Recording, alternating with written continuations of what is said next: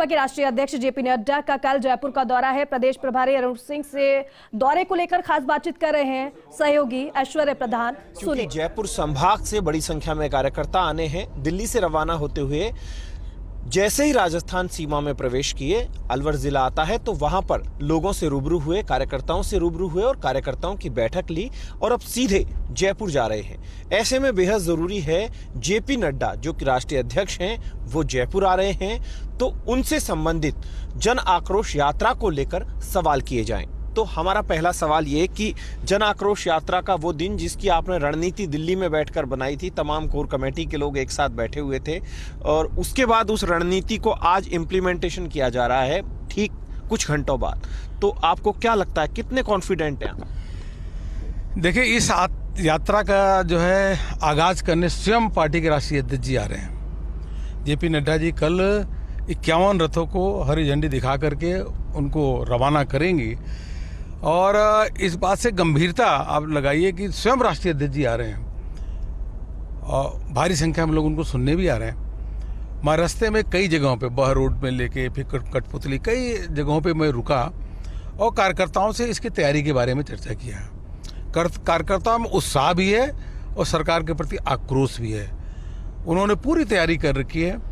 10 दिन तक प्रत्येक विधानसभा में यह यात्रा चलेगी और उसमें पैदल भी चलेंगे और गाड़ी के साथ भी चलेंगे। सबसे बड़ी इस यात्रा की एक और बड़ी बात है कि जो पीड़ित हैं, हर जिले में 100 की संख्या में लोग पीड़ित परिवार हैं, वो अलग थलग पड़े हुए हैं। उनकी कोई सरकार सुध लेने वाली नहीं है, सुध ले भी नहीं रही है। तो हमारे कार्यकर्ता उनसे भी जाकर के मिलेंगे, उनकी भी आवाज़ बुलंद करेंगे और उनके साथ भी जाकर बैठेंगे, बात करेंगे। 1 तारीख से यानी कल से रथ रवाना हो जाएंगे, लेकिन उसके बाद शुरुआत किस तरीके से होगी? 2, 3, 4 तारीख क्रमबद्ध रूप से किस तरीके से कार्यक्रम चलने वाले हैं? कल प्रदेश में रथ यात्रा का शुभारंभ होगा, उसके बाद हर जिले में रथ यात्रा की शुरुआत होगी। मैं स्वयं 2 तारीख को अलवर जिले में जाऊंगा, वहाँ रथ यात्राओं का शुभारंभ होगा, शुरुआत करेंगे। उसके बाद अगले दिन विधानसभाओं में, एक विधानसभा में इस प्रकार की यात्रा शुरू हो जाएगी।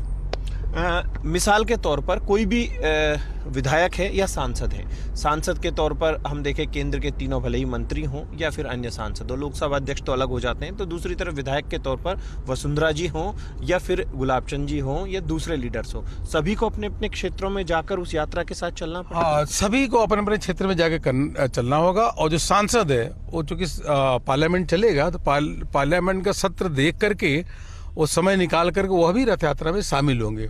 उसके साथ साथ हमने 25 से 30 नेताओं की एक टीम बनाई है जो रोटेट करेगी, अलग अलग यात्राओं में भी जाएगी, अपने विधानसभा में भी जाएगी और दूसरे विधानसभा में भी जाकर के वह नेता उसमें शामिल होंगे। स्थानीय नेता जो है वह अपनी यात्रा लेकर के चलेंगे।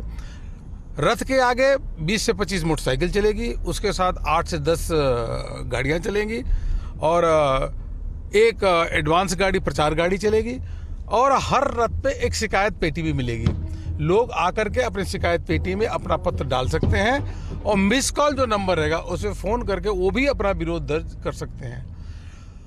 और प्रत्येक दिन कम से कम 5 से 10 चौपालें भी होंगी, 10 चौपाल होगी। उन चौपाल में जाकर के जो किसान हैं, किसानों की हालत बदहाल है, जो युवाओं में आक्रोश है, महिलाओं में भयंकर निराशा है इस सरकार के प्रति, वह इस जंगल राज, कुशासन और भ्रष्टाचार की वह अपनी कहानी भी बताएंगे और उसमें लिखेंगे भी, पत्र में अपना पेटिका में डालेंगे भी कि इस प्रकार के भ्रष्टाचार यहाँ पे चल रहा है। कोर कमेटी की कल जेपी नड्डा जी जब आएंगे, सभा संबोधित करेंगे, कोर टीम के लोग एक साथ बैठेंगे, तो क्या कुछ कार्यक्रम रहेगा? उसमें प्रमुख मुद्दा क्या होगा? क्या जनों का जनाक्रोश पर ही फोकस करेंगे या आगामी कोई रणनीति भी बनाएंगे?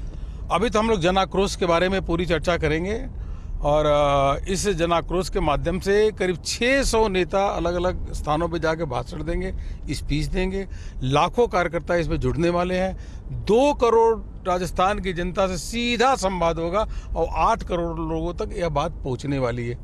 देखिए जी, इस दौरान कई लीडर्स जो हैं क्या वो बीजेपी में शामिल भी होंगे? क्योंकि कई को इंतजार है लंबे समय से, कुछ अभी सरदार शहर में आपने कर दिए थे शामिल, तो कुछ जो बकाया है वो भी हो जाएंगे। हमने विधानसभा के स्तर का यह तय किया है कि विधानसभा के स्तर के और उससे ऊपर के जो नेता हैं वह जन आक्रोश यात्रा के बाद उनको शामिल करेंगे। वह हमारी जो ज्वाइनिंग कमेटी वह देख करके करेगी। हम मंडल स्तर पे अगर कोई ज्वाइन करता है तो वहाँ के स्थानीय लोग निर्णय करके इसमें भारी संख्या में ज्वाइन करा सकते हैं। आपको नहीं लगता कि राहुल गांधी सामने है आपके, और वो भी राजस्थान में, और राजस्थान में भी एक तरफ सरदार शहर का उपचुनाव है जो आपके सामने भी चुनौती है, कांग्रेस के सामने भी चुनौती है, दोनों पार्टियां उसको देख रही हैं, सेमीफाइनल भी मानकर चल रही हैं। दूसरी तरफ राहुल गांधी यहां पर एंट्री कर रहे हैं जहां पर कि कांग्रेस की सरकार है, और कांग्रेस जो है वो भी ठीक स्थिति में, कंपैरिजन में जब चुनाव के रिजल्ट देखते हैं तो रिजल्ट्स में कांग्रेस आपसे ठीक स्थिति में है, भले ही संगठन संरचना में, संगठन के कार्यों में आप उनसे आगे हो।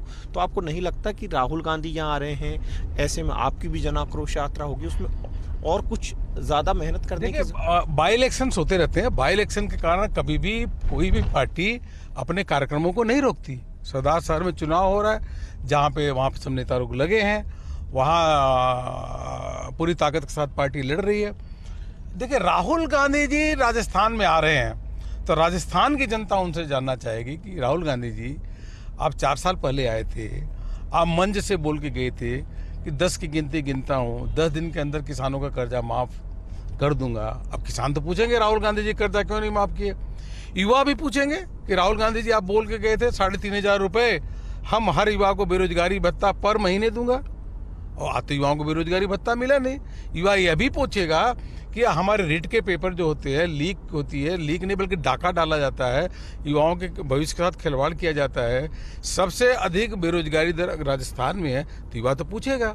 महिलाएं, जिस प्रकार से जंगल राज है, आप बताइए, ये हम जयपुर में महिला जो अपना बकरी चराने जाती है, उसके पैर में चांदी का कड़ा होता है, उसका गर्दन काट लेते हैं। जयपुर में एम्बुलेंस के अंदर अगर रेप होता है, जयपुर में टीचर को जलाया जाता है, ये तो राजधानी की स्थिति है। कितनी खराब कानून व्यवस्था है। वहां पर वो दलील देते हैं कि कमोबेश वो पूरे आंकड़े गिनाते हैं, आंकड़ों के आधार पर वो दलील देते हैं कि चूंकि